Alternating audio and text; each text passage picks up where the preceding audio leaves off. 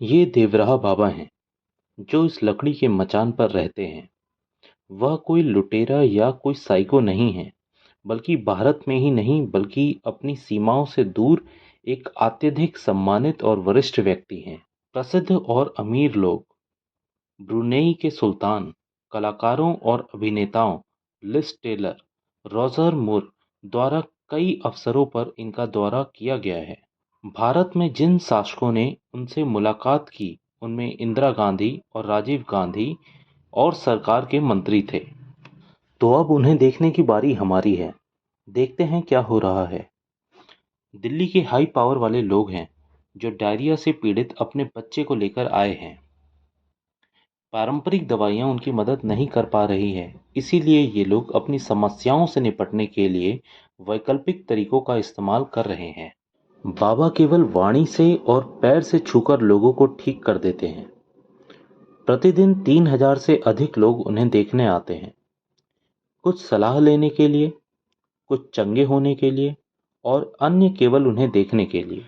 जैसा कि हम देख सकते हैं, लोग मचान के पास बैठे हैं और इस बात की प्रतीक्षा कर रहे हैं कि बाबा उन्हें कब आने का संकेत देंगे। ऐसा होते ही उनके युवा सहायक के माध्यम से लोगों को दूर भेजा जाने लगा।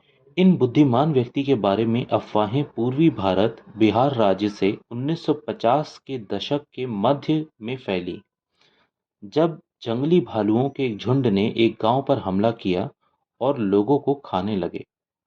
तभी एक झोपड़ी से बाबा प्रकट हुए और हाथ उठाकर भालुओं को रोक लिया। तब से बाबा को भारत के अन्य हिस्सों में देखा जाने लगा।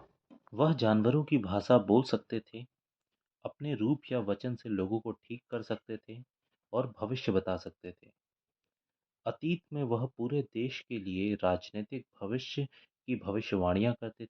कुछ का कहना है कि बाबा उनके अंतिम दिनों में उनके निजी सलाहकार थे। यह पवित्र व्यक्ति उनकी रक्षा नहीं कर सकते थे, लेकिन भविष्यवाणियां की थी कि वह किस दिन मरेंगी।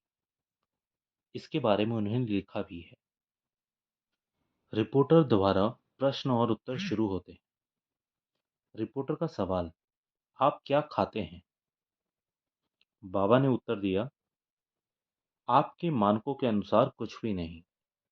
पत्रकार द्वारा दूसरा सवाल, आप कितने साल के हैं और क्या आपको अपने माता पिता की याद आती है? देवरा बाबा का जवाब, मेरी कोई उम्र नहीं है। मैं यमुना नदी में पैदा हुआ था जब कृष्ण ने आशीर्वाद दिया था। इस समय भीड़ में से किसी ने टिप्पणी की कि वह 200 वर्ष के हैं या उसके ठीक नीचे। रिपोर्टर द्वारा प्रश्न, लोग दुनिया के अंत के बारे में बात करते हैं, जो इस सदी के अंत में होने की उम्मीद है। क्या आप उस पर टिप्पणी कर सकते हैं? देवराहा बाबा का उत्तर, यह एक रहस्य है और इसे प्रकट करने का समय अभी नहीं आया है। मैं केवल इतना कह सकता हूँ कि जो भी होगा वह मानवता के लिए अच्छा होगा, क्योंकि मैं उसके लिए प्रार्थना कर रहा हूँ। रिपोर्टर कहता है, इस तरह के जवाब के बाद हमें अपने अगले सवाल की बहुत कम उम्मीद थी। आप सोवियत संघ के भविष्य के बारे में क्या कह सकते हैं? और यहाँ एक चमत्कार हुआ जब हमें इन व्यक्ति से एक लंबा उत्तर मिला, जो यह भी नहीं जानते कि रेडियो या समाचार पत्र कैसा दिखता है।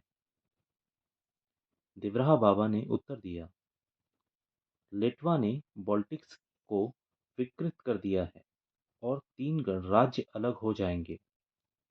अन्य गणराज्य इसका अनुसरण करेंगे। आप कष्ट की एक कठिन अवधि से गुजर रहे हैं, लेकिन अंत में सब ठीक हो जाएगा, क्योंकि आपको शुद्ध कर दिया जाएगा। आपके राष्ट्रपति गोर्बाचेव इस या अगले वर्ष भारत की यात्रा पर आएंगे। उसे आने दो और मैं उसे एक अच्छी सलाह दूंगा और आशीर्वाद दूंगा। पत्रकार द्वारा प्रश्न, क्या हम आपका संदेश उन तक पहुंचा सकते हैं? देवराहा बाबा का उत्तर, नहीं, उन्हें व्यक्तिगत रूप से आने दो। रिपोर्टर का प्रश्न, क्या हम आपसे आशीर्वाद प्राप्त कर सकते हैं? रिपोर्टर कहता है, यहाँ करीब 15 मिनट की देरी हो रही थी, जिस दौरान वह एक आंख से हरी-भरी और अथाह निगाहों से हमें देखते रहे। इसी बीच भीड़ में से किसी ने टिप्पणी की कि उनका अंतिम आशीर्वाद लगभग 1 साल पहले हुआ था और जब लोगों ने इसके लिए कहते हैं, तब वह आशीर्वाद नहीं देते हैं। इसीलिए हम जाने ही वाले थे कि बाबा ने मुझे आशीर्वाद देने का निश्चय किया। जब यह हो रहा था, तब मैं अपनी भावनाओं पर काबू नहीं कर पाया।